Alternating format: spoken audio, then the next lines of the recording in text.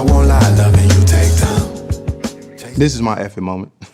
I got a song called 2 Weeks Notice that, like, we had put a whole bunch of music out, and I mean, shit was doing good. Like, some songs was doing good, some songs, but it was just, it was kind of just unclear as to what was about to happen with my career. So that whole song was basically like my resignation. That song was supposed to be like my resignation. Like, hey, if something don't shake in this amount of time, then I'm about to be done. Like, so that was like my swan song. I dropped the song, and people love it. Like, it to this day, it's like one of my most successful songs. But nobody was listening to the lyrics. Like, people listen to the beat, the little harmony, and hear the bars and stuff like that. But nobody actually listened to the lyrics. Because if they did, niggas would be like, yo, what's this I hear about you about to quit? Like, what the fuck? So I'm performing this song and promoting it and stuff with all of this in mind. Like, damn, y'all really don't understand. Like, I'm about to really pull a fuck this shit I'm out moment.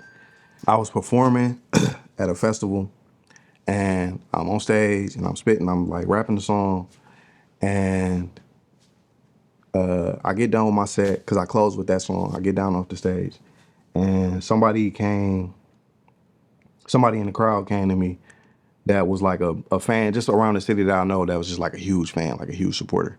And they came down like and caught me when I was getting off stage, and she was looking at me like, I'm like, what the fuck wrong with you? Like, she looking like she wanted to fight or something. Or like she was mad at me. So I'm like, what's going on? She was like, what the fuck are you doing? I'm like, what are you talking about? I'm thinking I'm just getting cussed out. So I'm like, what's going on? She was like, I just heard that song, and you better not fucking quit or I'll beat your ass. And she just yelled at me for like 15 minutes. And like, yeah, like, and then like shortly after that, like a bunch of people like finally caught on that, like, oh yeah, this motherfucker's about to quit. And like, basically nobody would let me quit making music. So that was, and like I said, like, I was about to quit because shit wasn't shaking, and that song ended up being one of my most popular songs. So, yeah. I got people, that was like a rare instance, but I do have people that might not say nothing if I just dropped everything and quit, but they would look at me like a certain way. Like, I would just feel like disappointed, like, coming off of them. And that's enough to just, keep me sharp and keep me focused. Cause like, I don't want to feel that.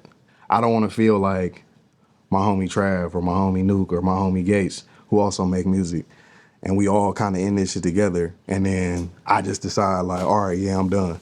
And then now I gotta come with y'all and y'all doing shows or come to the studio or come do it all, and I'm just the one that just don't do nothing. So it's kind of just like picking up my slack for real, and I just don't want to feel that from them, like that, like, wow, you really quit, you acting like a bitch basically. And I don't need that. That's like the silver lining, like, through all of my music, is that I just got like, I got a great support system, and I got a lot of love in my life. I'm really fortunate. I ain't never got no pushback from nobody, like no parents, nothing. Like, ain't nobody ever just been like, yo, you should probably, or everybody knew Kipp make music, that's what he gonna do. We just gonna support him until he succeed or decide he not gonna do it no more. So all my like big homies and OGs and stuff like that, and of course like my friends now and stuff like that, because that's where, that's kind of where we find ourselves at now. But as far as starting out, yeah, I mean, my neighborhood and stuff like that, like I tell everybody, you don't really realize you living in a fucked up neighborhood until you get older and you start seeing what a fucked up neighborhood is and be like, oh shit, that's happening every day where I'm from. Like, it's definitely a combination of that and just like having a realization like, damn, you live in the hood. Like, so I take a lot from like my friends and stuff like that. Like, just stuff that I notice that they do, or stuff that I'll like, I guess idolize them for something. And I take bits and pieces from everybody I'm around for real and try to just, wherever I see that needs correction or needs some more attention, that's what I do. Like, this homie might be like able to walk into a room and light the whole room up. Or this person might just be have a great, just a great conversationalist. Or this one might be super funny. Or this one, you know what I'm saying? Like, I take that from just all the people I grew up with and people I'm around now. Growing up in Cleveland and just the people I'm around shaped me as an artist. I think what stands out, or what I would like to stand out the most about me, is that I love to listen to people. I love to listen to people talk. Like, despite the fact that we doing an interview and I appreciate y'all and this is fun and I love talking and doing interviews, but I would really much rather just listen to people.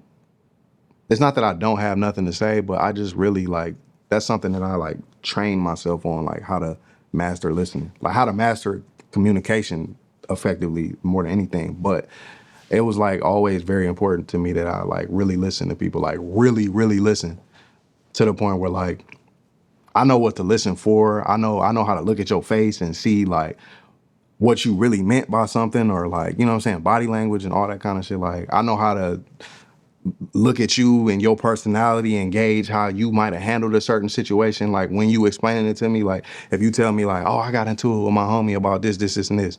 But if you don't tell me the whole story, all I'm left with is what I know of you as a person. And I can take that and deduce that like, oh, well, she don't like when people yell, so she probably mushed them or something like that. And that's how y'all got to this point. You know what I'm saying? Like, so like that was always something that's really important to me, is just learn how to listen and learn how to read people. What's up? It's Kipp Stone and you checking out 24/7 HH.